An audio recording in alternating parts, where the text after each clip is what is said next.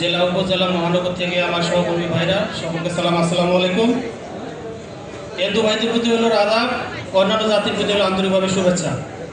তা আমি আগে আমার পরিচয়টা দেই। আমি মোহাম্মদ রবিউল ইসলাম রাজ, সভাপতি জাতীয় সাংবাদিক সংস্থা জলঢাকা উপজেলা শাখা। আমি আপনাদের শুধু একটি কথাই বলবো, আমাদের উপজেলার সংগঠন আমরা কীভাবে চালাই এটা শুধু আমি 30 সেকেন্ড বলেই শেষ করে দেবো। আপনারা একটু ধৈর্য সহকারে শুনবেন, আমি এটা আশা করতেছি। তো আমাদের জলঢাকা উপজেলা কমিটি দেওয়া হয় 2022 সালে।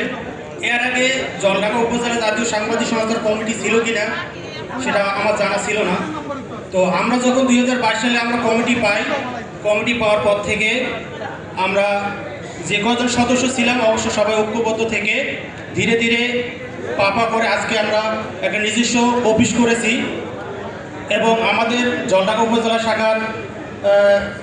উপজেলা শাখার নামে একটা আমরা ব্যাংক অ্যাকাউন্ট করেছি।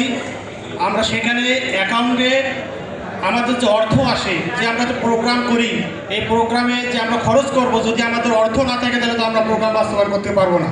এই জন্য আমরা ইনকামের সোর্স মানে আমাদের যে টাকা এই অ্যাকাউন্টে আসবে, এই জন্য আমরা বিভিন্ন দপ্তরে বা বিভিন্ন সরকারি কর্মকর্তার কাছে আমরা কথা বলে আমরা কিছু যেভাবে হোক ম্যানেজ করে আমরা কিন্তু অ্যাকাউন্টে মোটামুটি আমাদের লক্ষাধিক টাকা আছে। আমরা আশা করি আপনারা আপনাদের নিজস্ব উপজেলা বা ইউনিট এটা করবেন।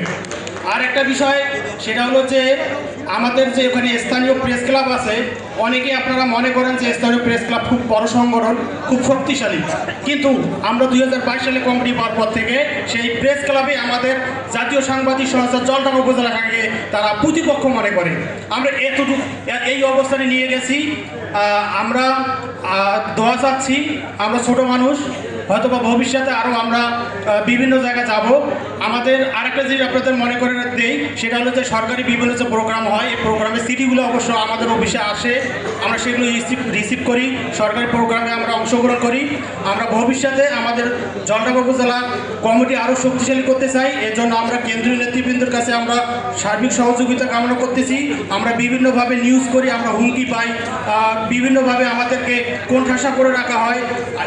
অনেক ভাইরা কিন্তু বক্তব্য দিয়েছে যে সাংবাদিকের শত্রু, আপনারা ভালো করে জানেন। তো এই দিকগুলো কেন্দ্রীয় নেতৃবৃন্দ লক্ষ্য রাখবেন এবং সবাই বলেছেন যে আসলে ট্রেনিংয়ের প্রয়োজন। আমরা কিন্তু এই রকম প্রোগ্রামে আমরা শুনেই যাই, আশার আলো শুনেই যাই যে হ্যাঁ ট্রেনিং হবে, কিন্তু আমরা এইরকম উপজেলা পর্যায়ে বা জেলা পর্যায়ে কোনো ট্রেনিং আমরা পাইনি।